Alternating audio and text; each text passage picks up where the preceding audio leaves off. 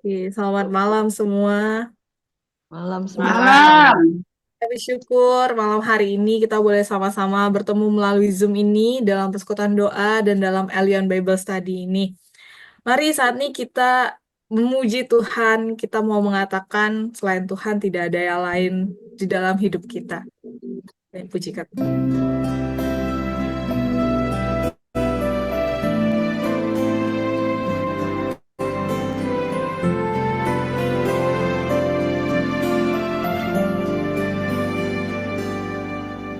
Selain kau tiada yang lain ada padaku di surga. Selain kau tiada yang lain yang ku ingini di bumi, yang ku ingini di bumi.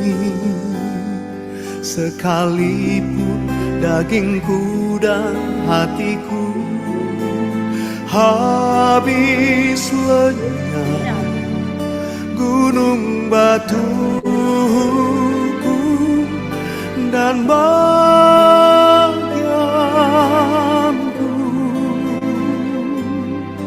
tetaplah Allah selama-lamanya.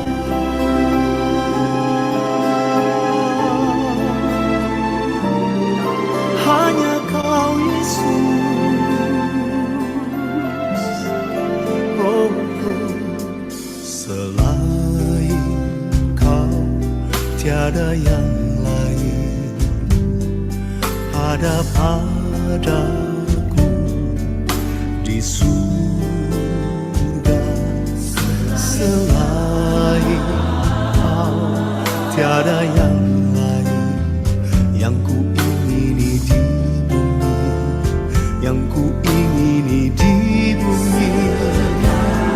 Sekalipun dagingku dan hatiku habis lenyap, gunung batuku dan bagianku,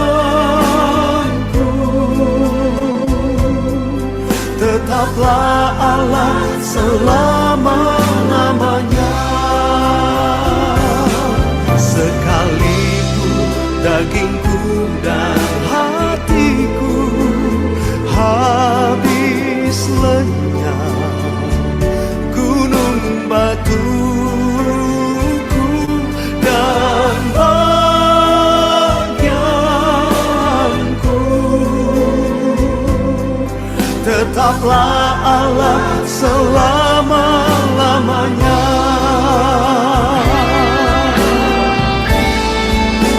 Sekalipun dagingku dan hatiku habis lenyap, gunung batuku kau bagianku, tetaplah Allah selama-lamanya. Tetaplah Allah selama-lamanya.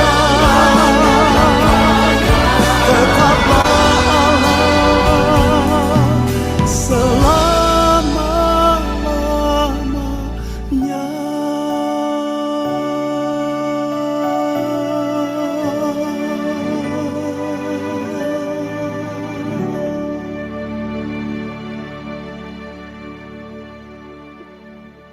Mari kita satu di dalam doa. Tuhan, kami mengucap syukur pada malam hari ini kami boleh ada bersama melalui Zoom ini untuk mengikuti Alien Bible Study. Tuhan yang tolong dan pimpin setiap kami agar kami boleh dipimpin dari awalnya hingga selesainya dan berfokus hanya kepada Tuhan. Terima kasih Tuhan. Kami berdoanya di dalam nama Tuhan Yesus kami berdoa. Amin. Amin. Mari saat ini kita juga menaikkan doa syafaat kita. Yang pertama kita berdoa buat keluarga kita, buat diri kita, pasangan kita, dan mungkin anak-anak kita. Kita doakan agar mereka boleh tetap sehat. Kita doakan juga untuk studi dan pekerjaan mereka agar Tuhan boleh terus tolong dan pimpin. Dan doakan juga untuk pertumbuhan kerohaniannya agar mereka terus cinta akan Tuhan dan hidup di dalam kebenaran Tuhan. Mari sama-sama kita buka suara, kita berdoa bersama untuk keluarga kita. Tuhan bersyukur untuk keluarga yang Tuhan boleh tempatkan di dalam kehidupan kami. Kami bersyukur dalam keluarga ini. Adanya Tuhan juga yang tolong dan pimpin keluarga kami agar mereka boleh tetap sehat selalu dan mereka boleh menguasai aktivitas sebagaimana kita bisa memberikan apa yang mereka butuhkan. Kami juga berdoa ya Tuhan untuk studi dan pekerjaan di keluarga kami. Mungkin dan 在健康 mereka 更 boleh 新 bekerja 好 dengan hikmat daripada Tuhan, mereka boleh hidup dengan mengakhlakkan Tuhan dan 正在 jadi 工 baik 作 dalam 的 pekerjaan 他们 mereka boleh 做 memasukkan 的 kasih 工作 Kristus dan memuliakan nama 天 Tuhan. 国的 Berdoa juga 那个 Tuhan agar 对 boleh 看到他们正在度度，或者他们正在 kerohanian 这个 sehingga boleh 沿 sama-sama 途往 memuji Tuhan dan 怎样 kami 去发 hidup 展这 dalam 种带领 kebenaran 那里这 firman 一切 yang kami boleh 后 hidup dengan 要 takut 你的名中国拯救 Tuhan. 这一当中，能够孩子孙子们我们自己做我们也是对你的真理旨意当中，我们去做保守，去等你。 Amin. Mari kita berdoa juga untuk gereja. Kita berdoa untuk setiap jemaat yang ada, agar mereka boleh tetap menjadi jemaat yang setia, jemaat yang terus bertumbuh di dalam kebenaran firman Tuhan, dan jemaat yang melakukan visi Tuhan. Dan kita doa juga untuk para pemimpin yang ada, buat hamba Tuhan, setiap pengurus maupun CG leaders, biarlah boleh bersama-sama juga bersatu hati melayani Tuhan, mengerjakan visi misinya Tuhan. Mari kita buka suara, kita berdoa untuk gereja kita. 我 Tuhan 的天 berdoa 父， juga 这个 untuk 一个 Don 的 untuk 教祷 pimpin 告， agar 我 mereka 们 boleh 为 terus 每个 menjadi 上帝 jemaat 的 yang 个 setia 人， dan 这个领事们， yang 但 terus 是们 bertumbuh di dalam kita kasih Tuhan dan mereka 今 boleh 天呢， hidup 我们能够 memuliakan Tuhan dan 能够 dikenal sebagai tantangan yang yang sekarang masih berdoa juga untuk setiap pemimpin yang ada, baik itu hamba Tuhan, terus memberikan Tuhan tolong matang untuk di jalan ini boleh bersatu hati bersama-sama kepengurusan dan pelayanan ini mau pakai在 dan 带领 keputusan untuk Anda bisa boleh kami hikmat daripada menjadi Tuhan satu kerinduan leaders yang ada untuk bukan hanya secara hari minggu saja Bapak, tapi dalam setiap hari mereka kepada kebenaran firman untuk berkumpul Terima kasih bersama dengan Tuhan.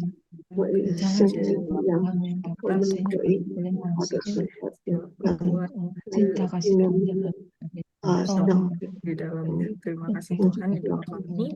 Berdoanya dalam nama Tuhan Yesus. Thank you. Mari yang terakhir kita berdoa juga untuk Indonesia. Kita berdoa untuk setiap pemimpin yang ada agar mereka boleh dengan bijaksana mengambil setiap keputusan yang ada dengan hikmat daripada Tuhan untuk kelancaran dari bangsa dan negara kita. Doakan juga untuk keamanan yang ada dan juga perekonomian yang sedang tidak stabil saat ini agar pemerintah boleh menanggulangi setiap permasalahan yang ada. Mari kita berdoa, buka suara, kita berdoa. Tuhan, kami juga berdoa ucapkan Bapak yang Keamanan ya Bapak ya. Kami melihat Jakarta ya agar Bapak. para pemimpin juga boleh Runtuh total dengan Bapak. hikmat daripada Tuhan Banjir bandang biasa begitu besar. Kami hilangkan banyak orang Indonesia dan kira-kira dunia Tuhan yang mau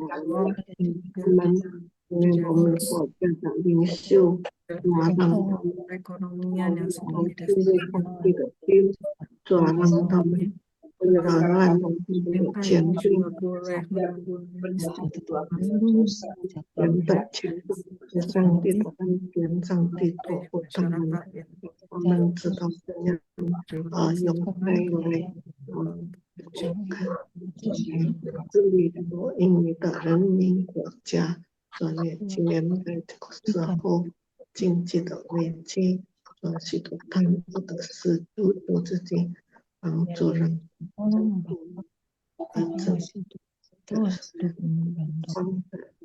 用来处理来把这些贪污的人赶走，这样祷告我们觉得 Bapak yang baik, terima kasih untuk setiap kesempatan yang boleh kami naikkan di dalam setiap doa-doa kami. Kami tahu Tuhan yang mendengar dan menjawab setiap doa kami sesuai dengan waktu Tuhan. Saat ini kami juga mau berdoa untuk persiapan hati kami di dalam menyambut Alien Bible Study yang akan dipimpin oleh Pak Hengki. Tuhan juga tolong dan pimpin dalam waktu ya ke depan ini. Terima kasih Tuhan, kami menyerahkan hanya di dalam nama Tuhan Yesus kami berdoa. Amin. Amin. Ada Pak Hengki, saya persilakan. Ya, selamat malam Bapak Ibu dan Saudara. Kita akan melanjutkan pada malam hari ini tentang EBS pelajaran yang kedua. Kalau kita ingat kembali apa yang kita belajar pada hari Rabu yang lalu, di sana kita diajari bagaimana membaca, kemudian menggali atau mengerti isi daripada firman Tuhan yang kita baca. Di dalam untuk mengerti kebenaran firman Tuhan, kita sudah pelajari, yaitu sebagai orang yang mau mengerti firman Tuhan, membaca, mengerti dan melakukannya. Yang pertama adalah kita mau percaya bahwa firman Tuhan itu adalah Alkitab yang kita baca, adalah firman Tuhan yang Tuhan berikan melalui Allah Roh Kudus. Roh Kudus yang mengilhamkan atau memberi inspirasi, mengilhamkan firman Tuhan. Kemudian ketika kita membaca juga ada Roh Kudus yang akan memberi pencerahan supaya kita mengerti firman Tuhan yang kita baca. Kemudian juga Roh Kuduslah yang memampukan kita, akan memberi kekuatan kepada kita untuk melakukan firman Tuhan yang kita baca. Kemudian pada saat kita membaca firman Tuhan, ya hal-hal yang perlu kita perhatikan di dalam satu bagian firman Tuhan yang kita baca, kita perlu tahu siapa yang tulis, kemudian apa yang dikatakan teksnya, itu teksnya apa, kemudian bagaimana saya aplikasikan, bagaimana saya melakukan aplikasi dalam kehidupan sebagai anak Tuhan yang sudah membaca itu. Nah, itu yang kita pelajari pada minggu yang lalu. Dan membaca, merenungkan, menggali kebenaran firman Tuhan supaya kita mengerti dan bisa melakukannya, itu adalah suatu kegiatan spiritual, ya. Oleh sebab itu, maka kita perlu pertolongan Tuhan. Kita perlu membaca dengan berdoa, minta Tuhan memimpin setiap kita supaya firman Tuhan kita baca, kita mengerti, barulah dapat kita melakukannya. Nah, pada malam hari ini Bapak Ibu dan Saudara, kita akan melihat bagian yang kedua dari EBS kita, yaitu tentang prinsip penafsiran firman Tuhan. Bagaimana kita menafsirkan, menggali ya isi firman Tuhan yang kita baca, kita tahu apa maksud dari penulis atau apa yang akan disampaikan bagian firman Tuhan kepada kita. Bapak Ibu dan Saudara dikasih Tuhan, kita lihat slide ya, selanjutnya dikatakan bahwa interpretasi Alkitab adalah suatu upaya untuk dapat menghasilkan pemahaman tentang kebenaran rohani yang bisa dipertanggungjawabkan secara hermeneutik. Jadi ketika kita membaca firman Tuhan, kita menggali isinya adalah suatu usaha supaya kita mengerti secara benar firman Tuhan yang kita baca, lalu kita mengerti apa yang kita dapat itu, yang kita gali keluar, kita tafsirkan itu bisa dipertanggungjawabkan ya secara ilmu penafsiran. Hermeneutik itu ilmu menafsir ya firman Tuhan.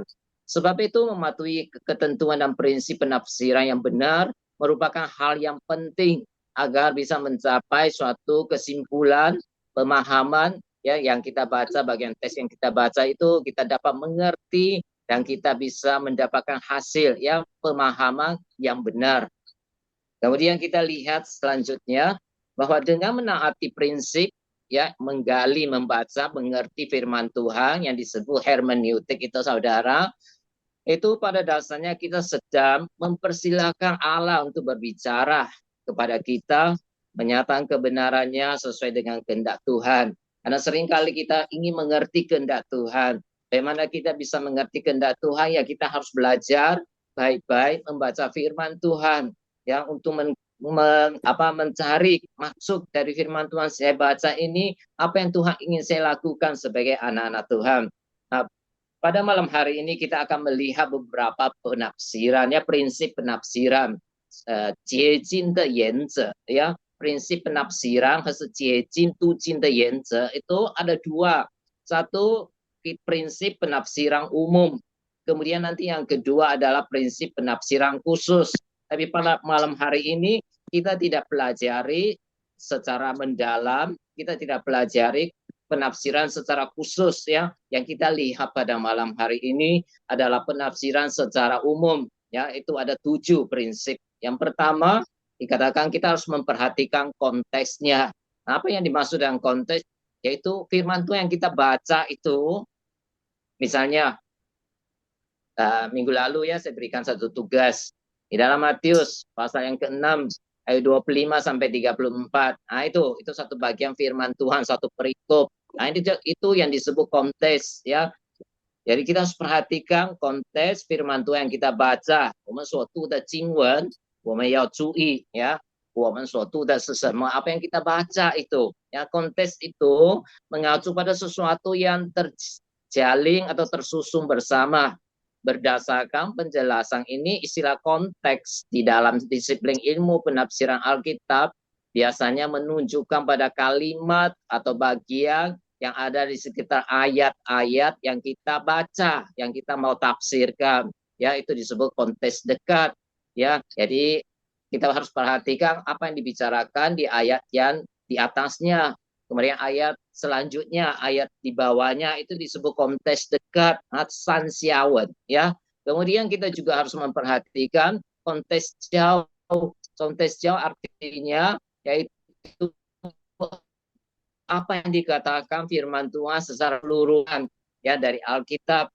Jadi apakah apa hubungan dengan inti dari firman Tuhan atau inti dari Alkitab secara keseluruhan. Nah, itu harus diperhatikan Bapak Ibu. Maka selanjutnya secara umum konteks itu terbagi dua. Konteks itu terbagi dua, yaitu yang berhubungan dengan konteks sastranya, ya, konteks kesusastraan, dan yang bersifat historis, ya. Nah, ini untuk ayat ini pakai istilah-istilah seperti itu artinya begini. Ya, kita harus lihat firman Tuhan itu ditulis dalam bentuk apa.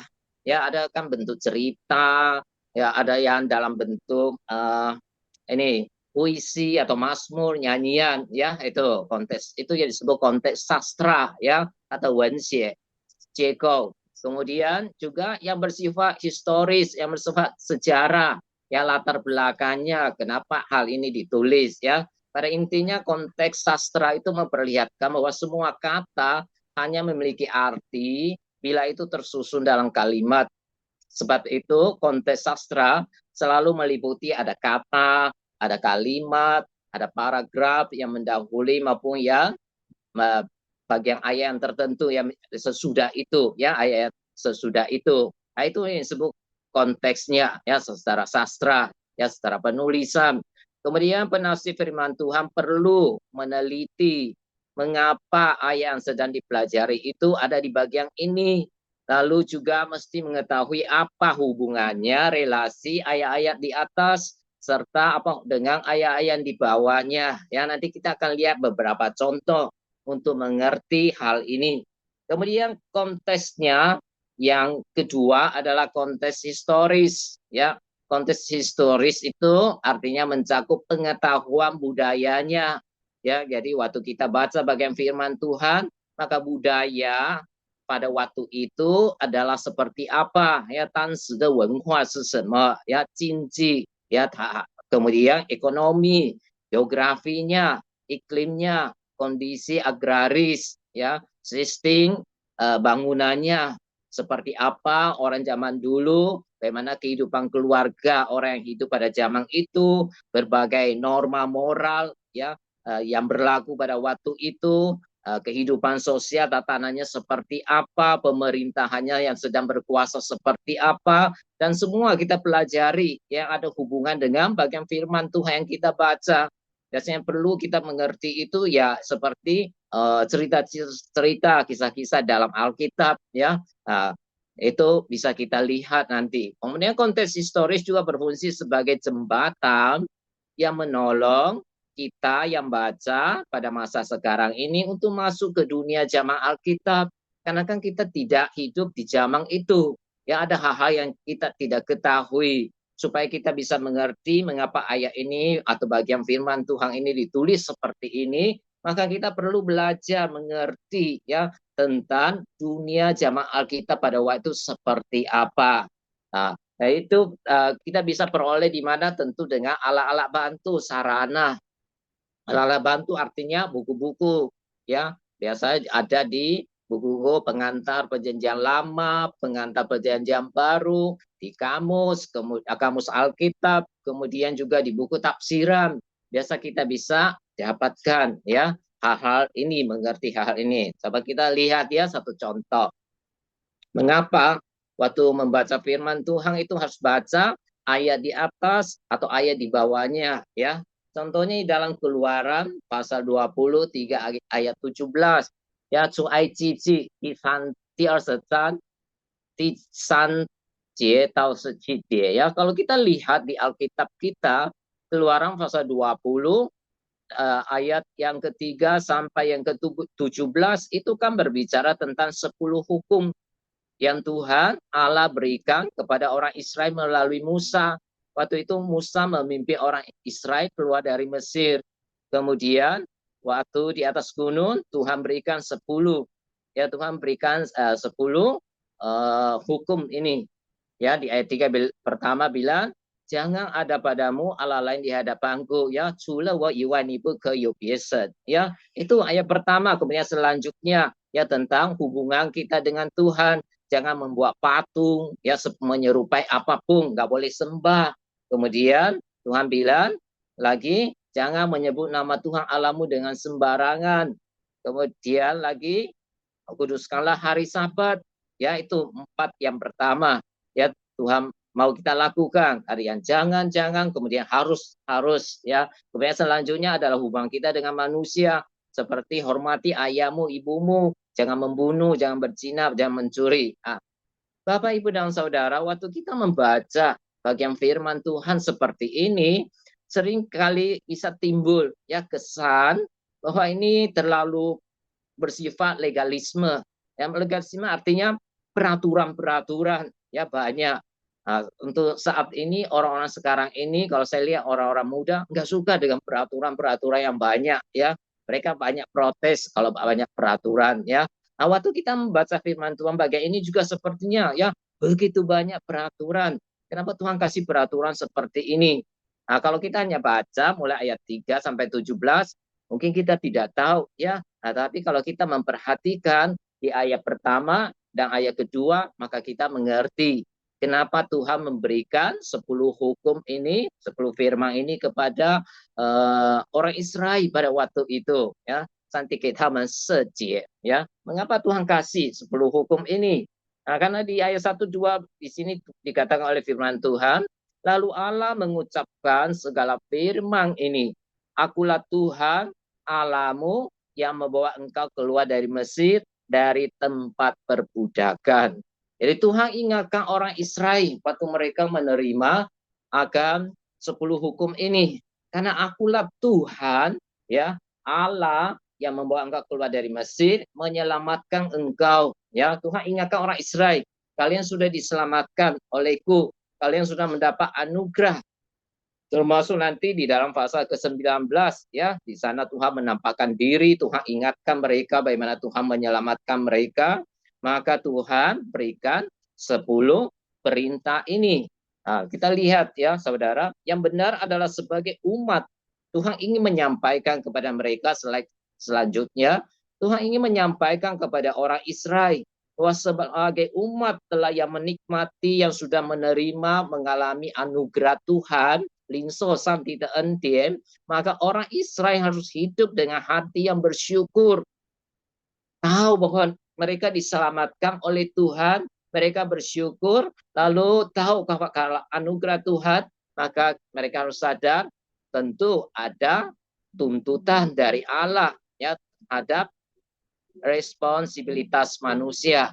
对人有一些上帝既然拯救了他们，那么神对这些被拯救的人有一定的要求。Jadi ada tuntutan Allah, minta pertanggungjawaban manusia dengan hati yang bersyukur menaati perintah Tuhan, ya dengan hati yang bersukacita menaati karena sudah menerima anugerah Tuhan. Sama toh seperti kita yang sudah percaya Tuhan, kenapa kita harus ya melakukan firman Tuhan, bersaksi bagi Tuhan, melayani Tuhan, karena semua ini beribadah kepada Tuhan, semua ini adalah respon kita kepada Tuhan yang sudah mengasihi kita dan menyelamatkan kita ya. Oleh sebab itu orang Israel juga demikian ya, Tuhan berikan perintah ini sebagai respon mereka kepada Tuhan yang sudah menyelamatkan mereka. Nah, di sini kita lihat contoh ini, kita bisa melihat betapa jauh sekali perbedaannya antara membaca Alkitab dengan ada konteks, memperhatikan konteks atas bawah dengan tanpa konteks ya,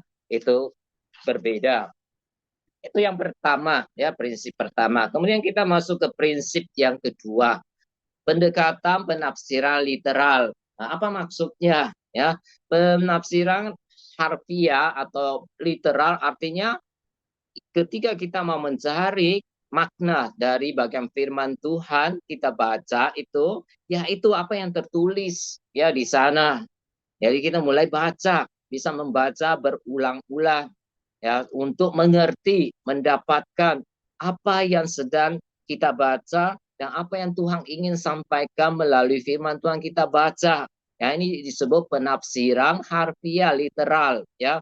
Jadi berdasarkan apa yang tertulis. Kata benda, kita harus tahu itu apa, diperlakukan sebagai kata benda, kata kerja, kata sifat, kata keterangan, itu harus diperhatikan ya. Masing-masing bentuk sastra mesti dianalisa dengan cara yang memang berlaku sejalan dengan jenis sastranya. Untuk membaca kitab Mazmur itu waktu kita mau mencari artinya atau menggali itu berbeda dengan bentuk kisah-kisah, cerita-cerita atau narasi ya namanya. Catatan sejarah harus diteliti sebagai sejarah. Tulisan hikmat seperti Amsal ya, pengkhotbah kita juga harus baca ya sebagai suatu ungkapan kebajikan. Perumpamaan, surat kiriman Paulus, kitab nubuatan seperti kitab nabi-nabi ya, kitab nabi besar, kitab nabi kecil, itu harus dibaca ya sesuai dengan bentuk sastranya. Kemudian saudara kita lihat dalam prinsip interpretasi literal ini tujuannya ialah untuk menggali dan menemukan maksud penulis ya, orang yang dipakai Tuhan untuk menulis Alkitab itu dengan cara lebih terfokus pada kata-kata yang sudah tertulis itu. Kita berusaha mencari ya maknanya untuk dimengerti. Contohnya dalam 2 Tawarik 16 ayat 9 di sini berkata mata Tuhan menjelajah seluruh bumi. Ya, mata Tuhan menjelajah seluruh bumi, ya melihat ya seluruh bumi. Tentu ayat ini tidak boleh kita pahami secara literalistik ya, artinya kita artikan wah Tuhan mempunyai mata ya, sepasang mata lahirnya yang sangat besar yang tidak terbayangkan sehingga dia bisa melihat ya, menjelajah seluruh bumi ya, dia tahu gitu. Sebenarnya ayat ini hanya ingin beritahu kepada kita ya dalam bentuk metafora yang intinya berbicara tentang Tuhan itu maha tahu ya, kemahatauan Tuhan. Nggak ada orang boleh bohong sama Tuhan karena dia Allah ya, dia penuh ya hikmat pengetahuan ya, ini maksudnya ya. Jadi itu ya, ini kira-kira contoh ya seperti itu. Jadi waktu baca jangan langsung langsung diartikan hanya secara apa yang tertulis ya, tetapi di baliknya cari maknanya. Saudara, lawan dari penafsiran literal adalah penafsiran secara alegori, ya. Nah, secara alegori itu atau alegoris itu, yaitu seringkali orang baca sesuatu bagian firman Tuhan, semua dijadikan rohani, ya, bersifat cari arti rohaninya, ya. Boleh nggak? Boleh, tapi nggak semua. Bagian Alkitab boleh digali, ditafsir seperti itu. Memang ada beberapa perumpamaan yang dicerita Tuhan Yesus, nanti kita pelajari di bab 3, itu ada perumpamaan yang diceritakan oleh Tuhan Yesus yang bersifat alegoris, ada ya, ada arti rohaninya. Seperti apa?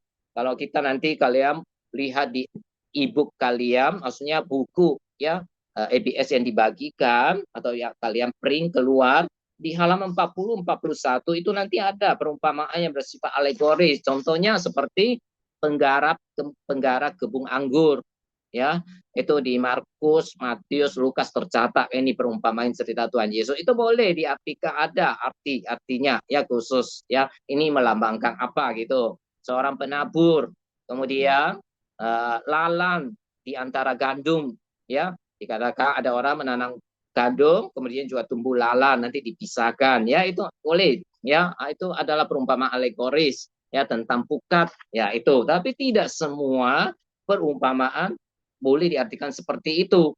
Kalau kita mengartikan seperti itu salah ya, salah baca, salah penafsiran, salah ngerti maksudnya ya. Nah, pernah ada seorang bapak gereja bernama Origen.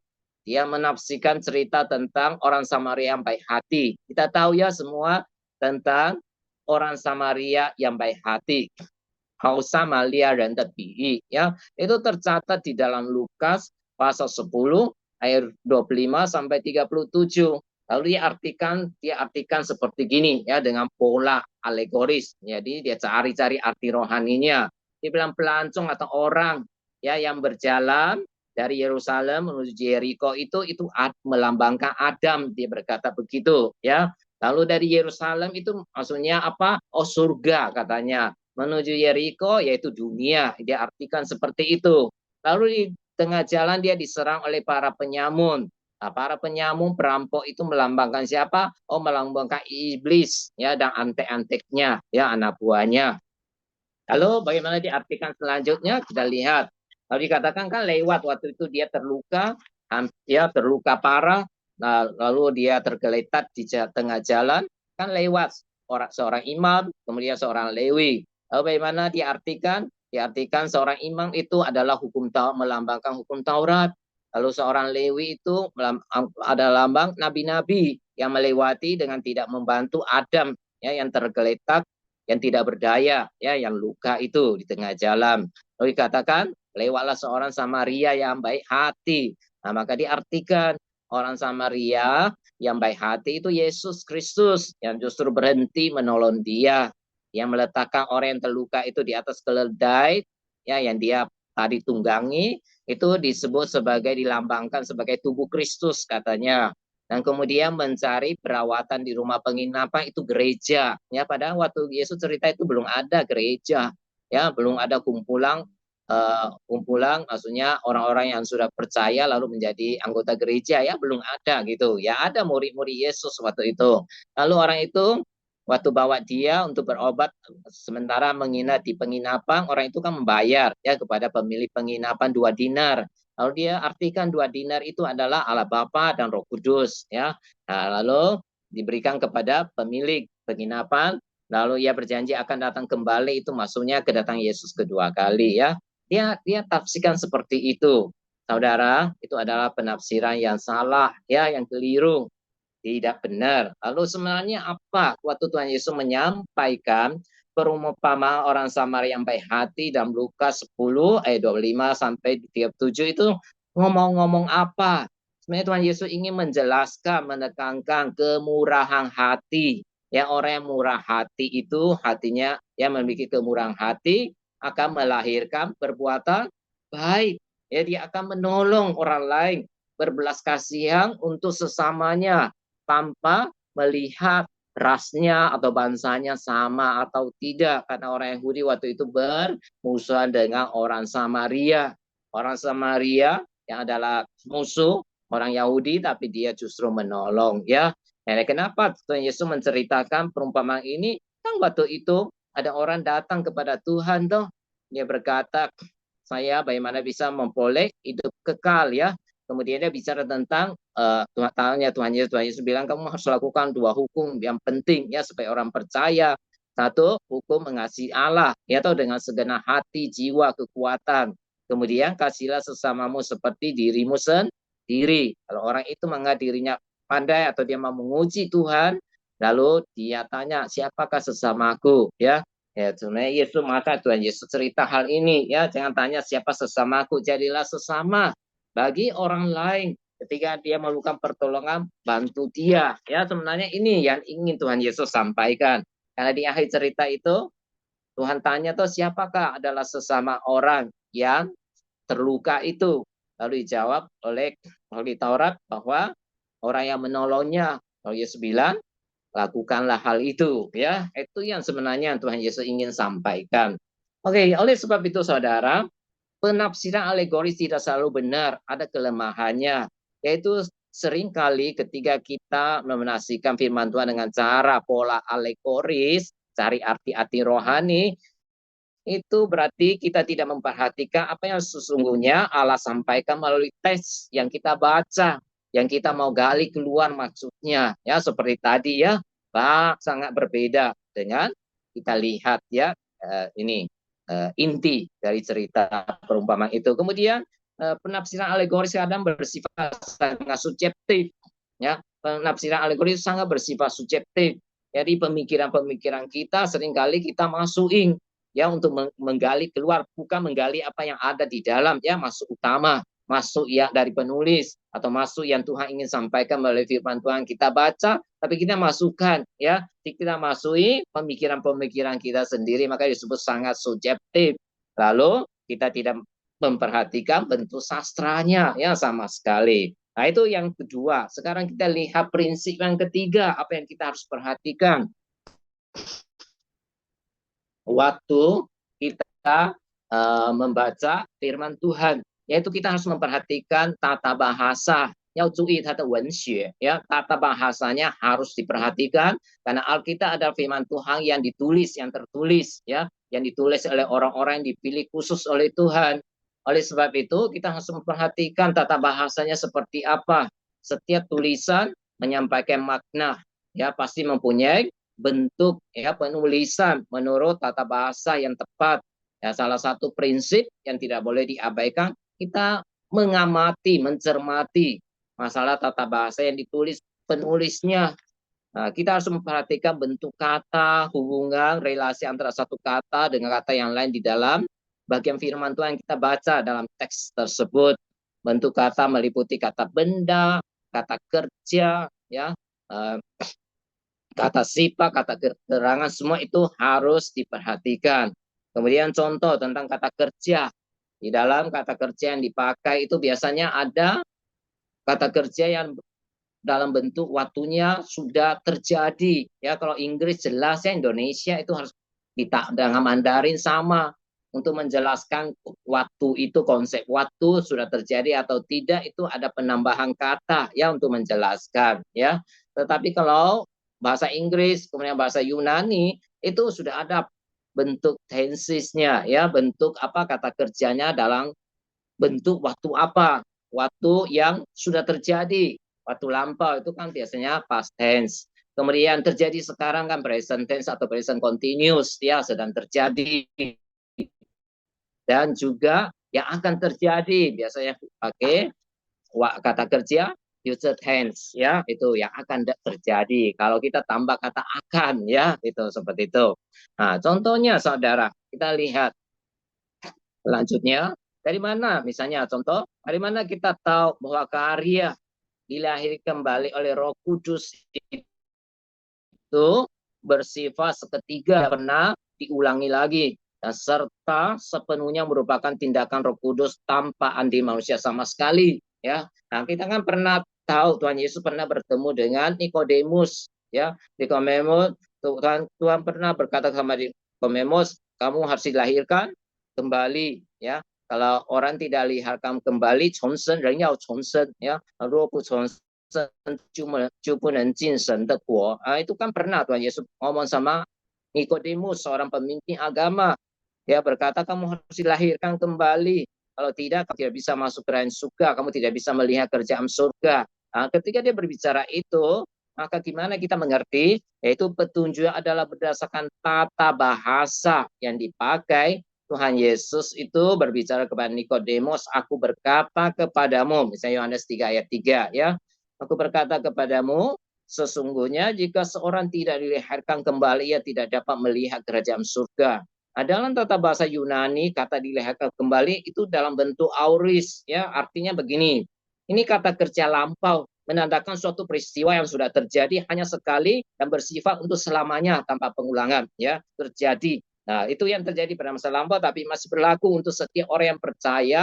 Ketika sebelum dia bertobat percaya Tuhan, maka ada pekerjaan Roh Kudus yang melahirkan dia di dalam hidupnya. Setelah dia dilahirkan kembali, ya, untuk satu kali sampai selamanya, itu artinya maka dia bisa meresponi firman Tuhan, Injil yang dia dengar, dia bertobat dan percaya kepada Tuhan, ya. Nah, itu bagaimana kita mengerti, ya, dari tata bahasa yang dipakai, ya, baru kita bisa mengerti. Makanya kita perlu alat bantu untuk mengerti bagian-bagian Alkitab yang sulit dimengerti, ya, termasuk yang paling mudah yaitu tafsiran, tentu tafsiran yang baik yang bisa diandalkan. Kata yang dipakai untuk menunjukkan secara pasti bahwa peristiwa kelahiran baru itu juga kata yang dipakai di sini itu menunjukkan arti bahwa kelahiran baru itu di manusia berdosa benar-benar seluruhnya adalah karya Allah. Tidak ada campur tangan manusia, ya, itu semua pekerjaan Tuhan. Sehingga kita bisa percaya, bertobat dan percaya kepada Tuhan. Ya, kita dilahirkan baru oleh Roh Kudus. Jadi dalam hal keselamatan yang Tuhan bicarakan tentang kelahiran baru bersama Nikodemus, manusia berdosa tidak ada sumbansi, tidak ada kontribusi apapun terhadap kehidupan rohaninya. Ya, kita sebagai manusia ada di posisi pasif, hanya menerima anugerah keselamatan itu dari Tuhan, dan semua itu adalah anugerah, ya, yang diberikan Allah kepada orang yang dipilihnya. Ini salah satu contoh lagi, ya. Oke, selanjutnya prinsip yang selanjutnya keempat. Prinsip yang keempat adalah pewahyuan progresif, ya. Nah, memang ini istilah-istilah, ya. Kalau baca gitu nggak ngerti, ya. Kita coba lihat, ya, penjelasannya. Pewahyuan kebenaran yang diberikan Allah tidak bersifat sekaligus, melainkan secara bertahap. Artinya, wahyu yang Tuhan berikan kepada kita di dalam Alkitab, ya, permulaan dengan perjanjian lama, ya, kepada umatnya yang percaya, kemudian akhirnya ada perjanjian baru, ya. Jadi wahyu itu yang diberikan itu progresif, semakin bertambah, semakin luas, semakin mendalam, ya. Kalau dulu hanya ada PL tapi dilengkapi lagi dengan PB, sehingga hal-hal yang tidak bisa kita mengerti di perjanjian lama, perjanjian lama hanya kita bisa mengerti di dalam perjanjian baru. Ya, itu yang disebut pewahyuan progresif, ya, semakin banyak, semakin mendalam, semakin meluas. Pewahyuan Allah itu bersifat progresif. Jadi maksudnya apa, implikasinya apa adalah ada kesatuan tidak bisa dipisahkan antara perjanjian lama dan perjanjian baru. Jadi saling berhubungan, saling melengkapi, ya, itu yang kita harus perhatikan. Kemudian konsekuensinya, dampaknya apa? Kita lihat konsekuensinya, yaitu kebenaran yang diwahyukan tersebut, ya, tidak mungkin kontradiktif, tidak mungkin bertentangan di kedua perjanjian. Jadi apa yang dibicarakan, hal-hal apa yang dibicarakan dalam perjanjian lama, ya, dalam perjanjian baru tidak pernah bertentangan, ya. Itu konsekuensinya, ya. Dan itu tetapi saling melengkapi dan juga ada penambahan penjelasan baru yang menandai hubungan atau relasi perjanjian baru dengan perjanjian lama, ya. Jadi progresif wahyu Allah itu membuat sesuatu yang sebelumnya kurang jelas kurang lengkap ya di dalam perjanjian lama, tapi dalam perjanjian baru artinya semakin lebih jelas dan juga semakin lengkap ya, lengkap di dalam perjanjian baru. Nah, mungkin agak bingung, kita lihat contoh aja ya Bapak Ibu. Contohnya seperti ini. Ini semua contoh-contoh ada di dalam buku kita, ya buku EBS itu. Jadi saya ambil beberapa satu contoh supaya kita mengerti ya apa relasi hubungan perjanjian lama dengan perjanjian baru, bagaimana kita mengerti ya. Contohnya di Kejadian pasal 3 ayat 15. Waktu kita membaca Kejadian pasal 3 itu mengenai apa Bapak Ibu? Itu mengenai kejatuhan manusia di dalam dosa ya, manusia yang pertama Adam dan Hawa. Kemudian setelah mereka berbuat dosa, Tuhan bertanya kepada Adam, Adam menyalahi Hawa.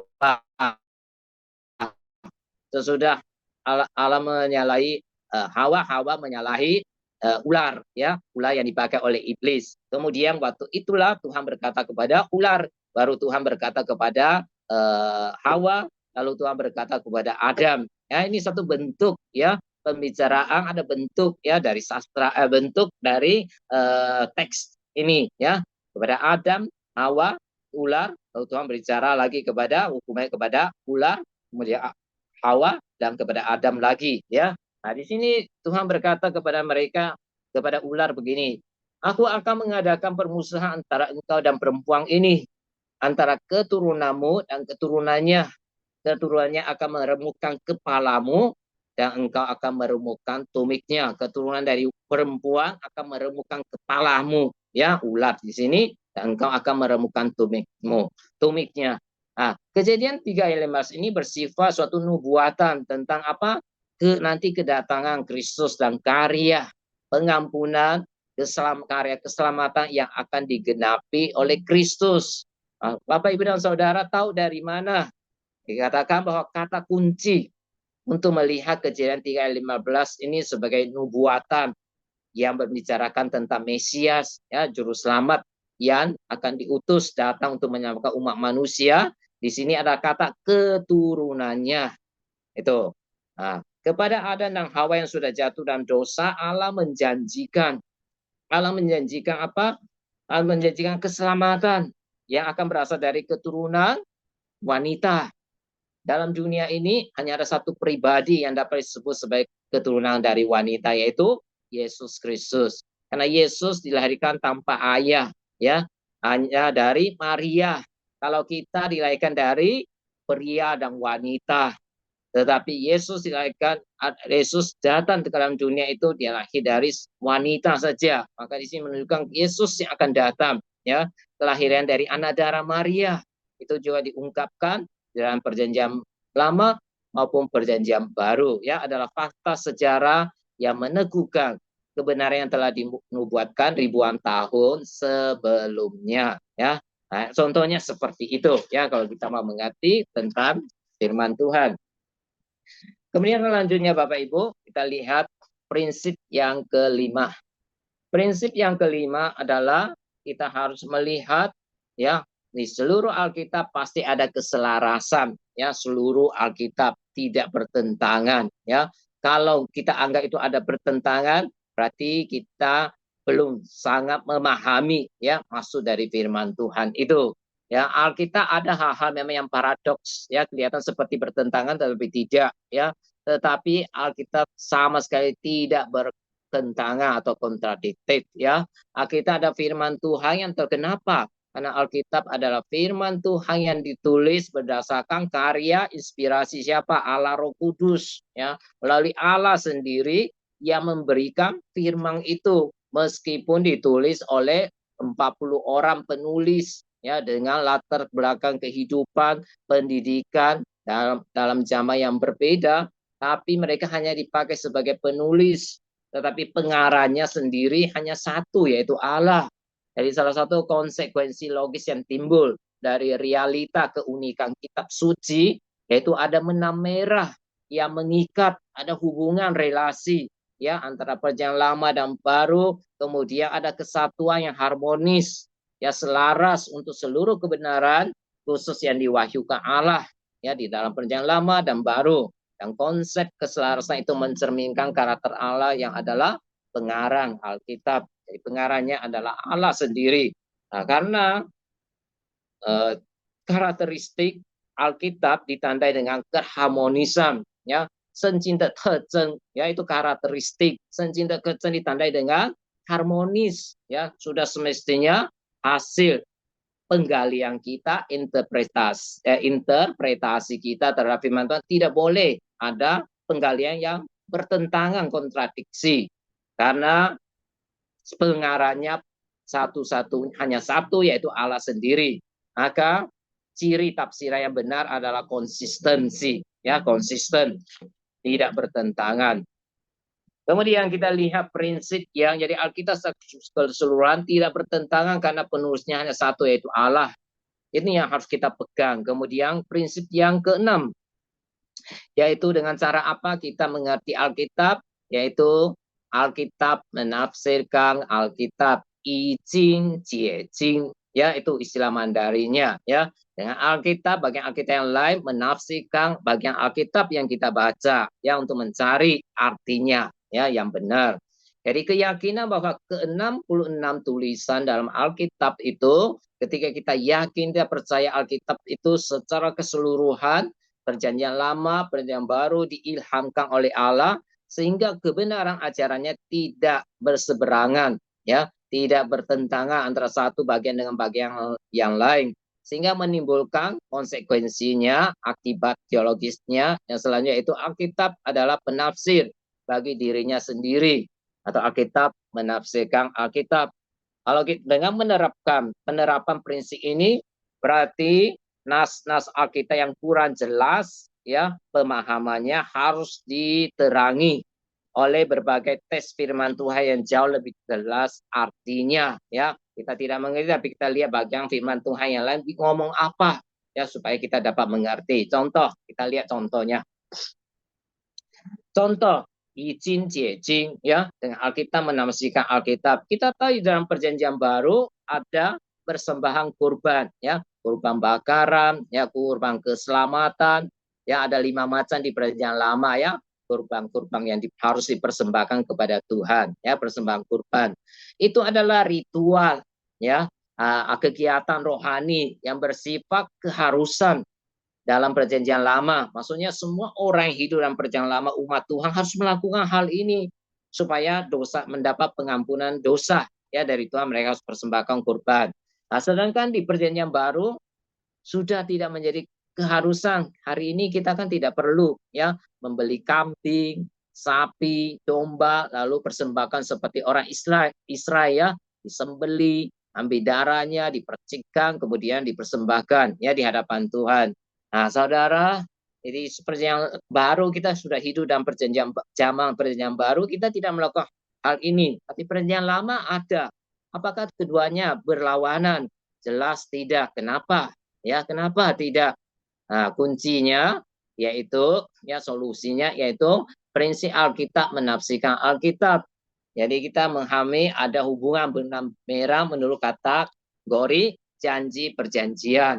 Karena itu suatu lamban saja, ya, waktu Tuhan suruh orang umat Israel memberikan kurban persembahan, itu suatu janji.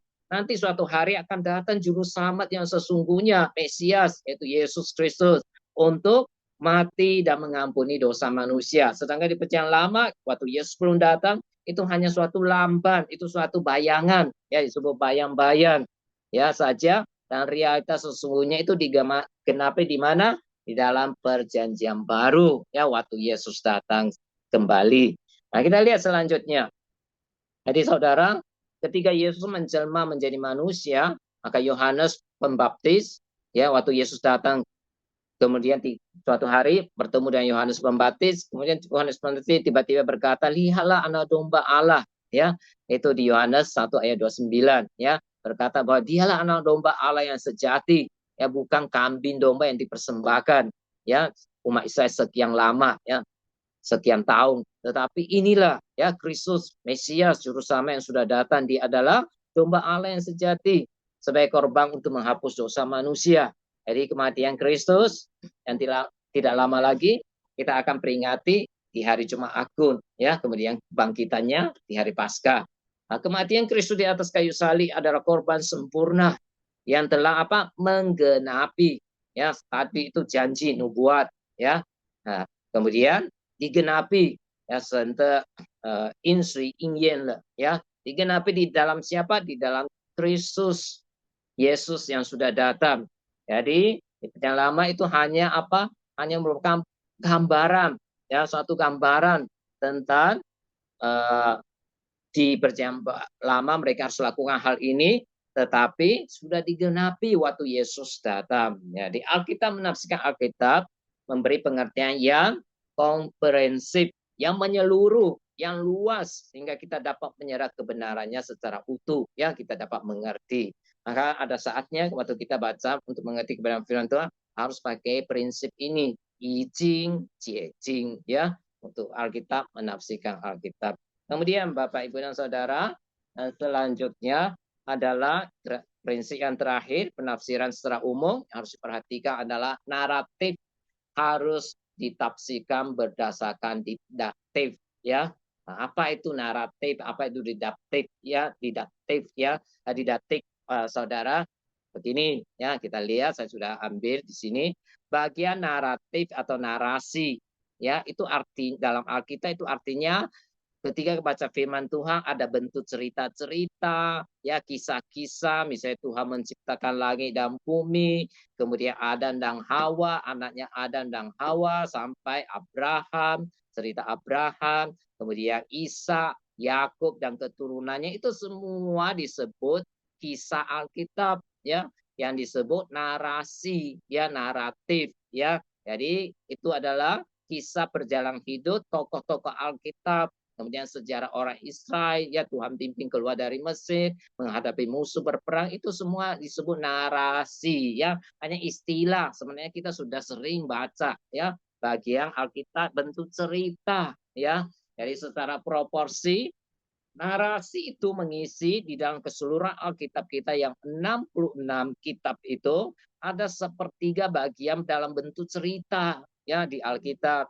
Nah, makanya waktu bentuk cerita kita semangat baca, ya, ceritanya. Tapi nanti bagian hukum, bagian peraturan-peraturan kita mulai ngantuk, ya. Nah, itu biasanya seperti itu. Padahal semua itu bermanfaat.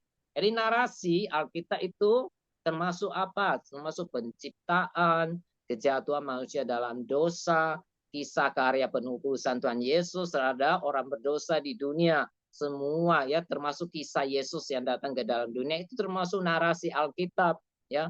Semua bagian firman Tuhan secara tersurat, ya, yang ditertulis itu maupun tersirat, ya, pasti bersinggungan dengan 3 fase ini. Jadi kita dalam cerita Alkitab itu meliputi 3 hal yang sangat penting, yaitu bicara tentang penciptaan, ya, penciptaan Allah, penciptaan kembali, ya, rohani kita, ya, kelahiran baru, yaitu juga penciptaan, kemudian kejatuhan manusia dalam dosa, kisah karya, lalu bagaimana Tuhan Yesus menyelamatkan orang berdosa, itu semua di Alkitab yang tertulis, ya, maupun yang tersirat, yang tidak secara terang-terangan, itu semua ada hubungan dengan 3 hal ini. Ya, jadi membaca firman Tuhan nggak boleh keluar dari 3 hal ini. Ya, kalau bisa bukan bicara penciptaan, pasti bicara tentang dosa.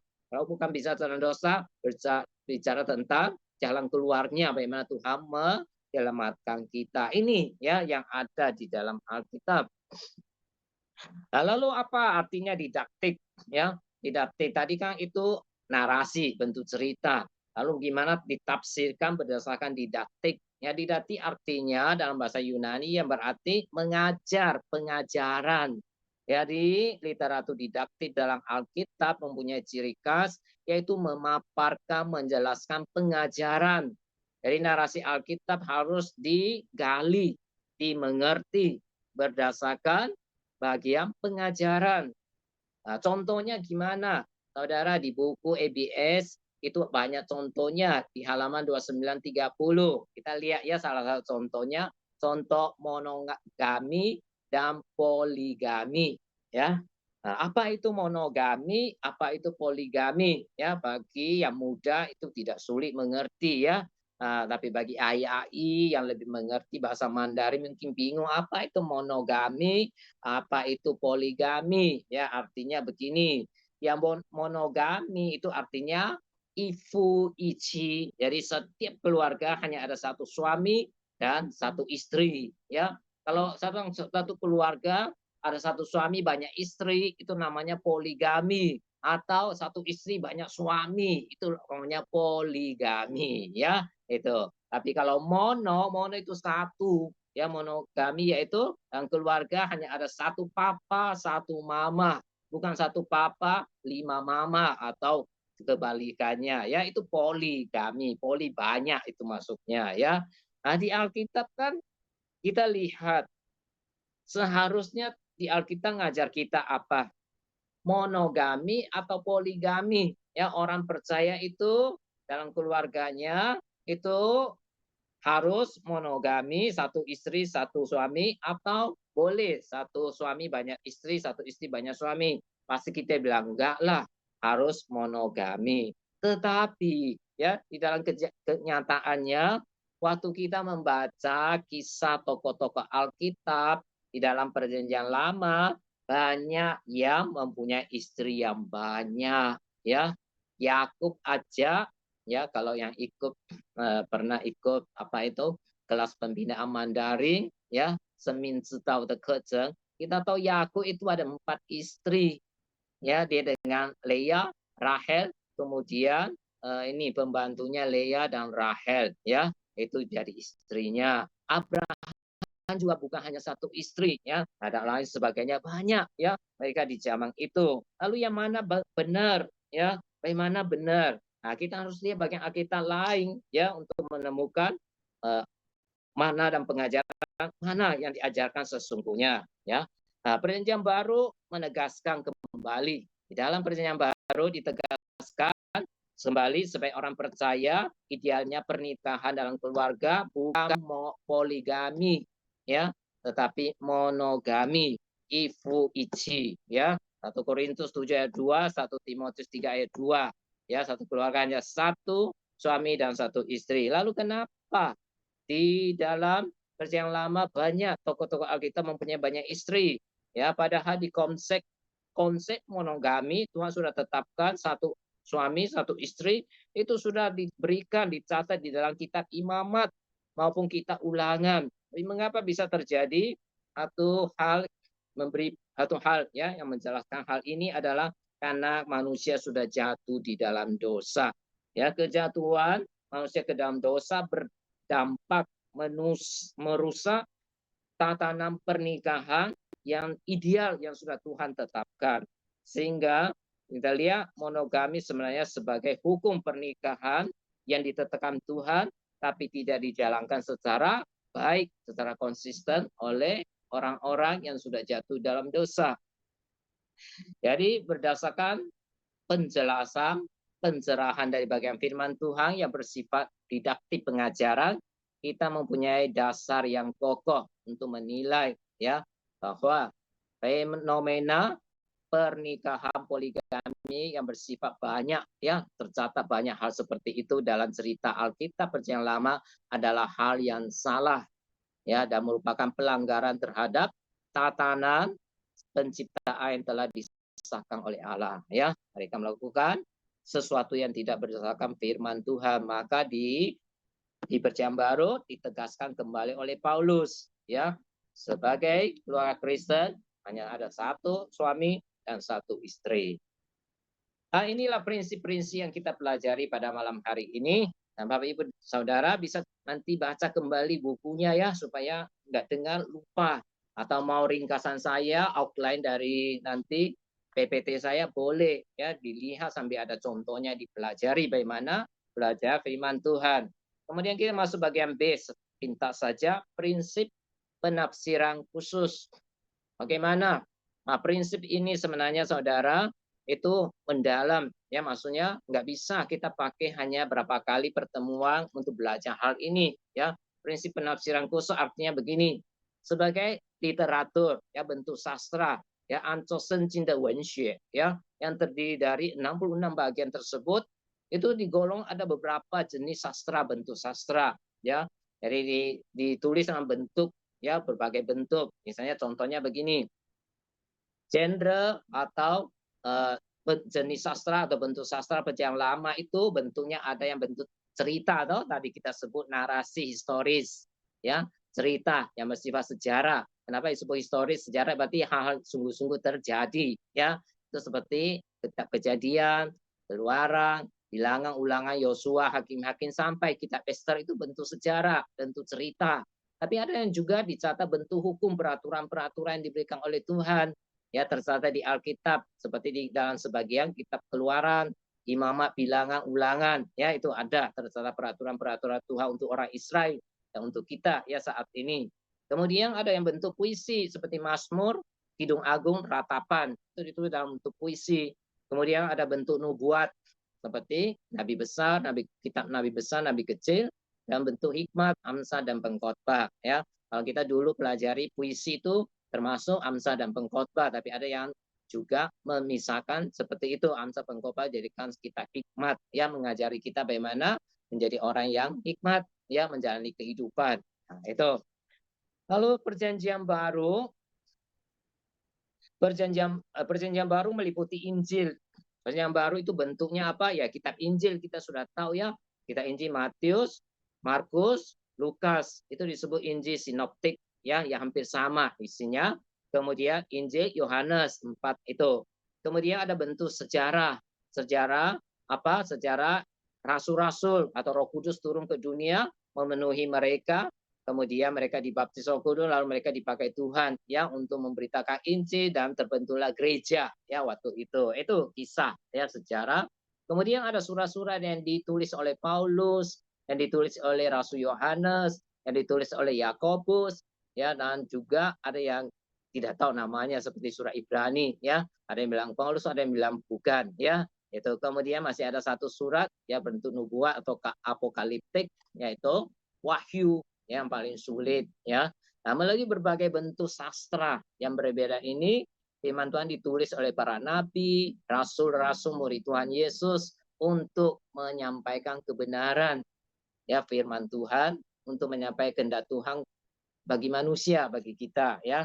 Penafsiran yang benar sangat dipengaruhi oleh pengenalan yang benar tentang jenis bentuk sastra dan bagaimana kita menggali, menafsirkan. Lalu bagaimana saya bisa pelajari ini, saudara? Penafsiran khusus ini tidak mungkin direalisasikan atau dibahas pada pelajaran EBS, ya, kali ini. Nah, kalau saudara mau belajar itu harus biasanya belajar per kitab, ya. Itu di mana? Di sekolah Alkitab, ya. Saudara bisa ikut kalau pas ada kuliah khusus pelajari kitab Mazmur misalnya, ya. Kalian bisa menjadi pendengar, ya, ikut, atau biasa kuliah intensif, ya, biasa ada seperti itu. Belajar kitab Roma, di mana mengerti, menafsirkan, ada, ya, semua akan diajari itu harus belajar di sana, ya, atau beli buku yang ada hubungan dengan hal ini. Oleh sebab itu, saudara, kita tidak bahas pada malam hari ini penafsiran khususnya. Yang penting kita sudah tahu apa untuk bagaimana cara kira-kira mengerti isi firman Tuhan, ada pengamatan, ya, ada apa lagi, ada bagaimana mencari maksud penulisnya, kemudian bagaimana dilakukan, ya, melalui firman Tuhan, apa yang Tuhan mau saya lakukan, saya percaya, gitu, ya. Kemudian prinsip tadi 7 itu secara umum kalau kita bisa melakukan dengan baik, kita sudah sangat bagus, ya, di dalam nanti memahami firman Tuhan, tambah dengan teologi kita yang benar, ya. Nah, pada bab selanjutnya nanti bab 3, bab 4 kita akan mempelajari sastra, bentuk sastra Alkitab dengan satu jenis saja, ya, penafsiran khusus, ya. Kita pelajari di bab 3, tapi tentang apa? Tentang perumpamaan. Bagaimana cara menggali, menafsirkan, mengerti perumpamaan yang diceritakan oleh Tuhan Yesus, ya. Banyak perumpamaan, ya, ditulis oleh Tuhan Yesus. Nanti kita akan belajar di bab yang ketiga dan keempat nanti, ya, minggu depan, saudara. Maka refleksinya terakhir dan aplikasi untuk bab 2. Pertama, persekutuan yang benar dengan Allah yang hidup tidak dapat dilepaskan dari aktivitas membaca, merenungkan firman Tuhan. Kalau kita ingin persekutuan kita ya hubungan kita dengan Tuhan baik, intim, semakin bertumbuh, ya semakin dekat dengan Tuhan, maka kita tidak boleh tidak membaca, merenungkan firman Tuhan.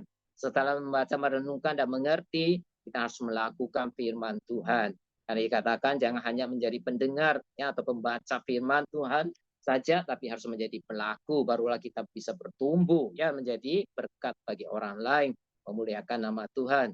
Sebab Alkitab adalah sarana anugerah yang diberikan agar manusia dapat berjumpa dengan Allah sejati secara pribadi. Bagaimana kita bisa berjumpa dengan Tuhan? Makanya kenapa setiap hari kita harus bersaat teduh ya. Tapi tidak kita bersaat teduh bukan asal-asal saja ya. Karena sebagai orang Kristen saya harus saat teduh, maka saya saat teduh ya cepat-cepat ya. Tetapi kita sungguh-sungguh dengan berdoa, minta Tuhan tolong kita mengerti apa yang kita baca dan melakukannya. Nah, tapi tidak semua pembacaan perenungan firman Tuhan akan membawa kita bergaul semakin intim dengan Allah, ya, yang mewahyukan dirinya melalui Alkitab. Mengapa bisa begitu? Karena salah satunya karena orang Kristen seringkali membaca firman Tuhan secara sembarangan atau semaunya atau sesukanya, ya. Jadi kita harus membaca dengan cara yang benar, ya, bagaimana mengerti firman Tuhan dengan baik.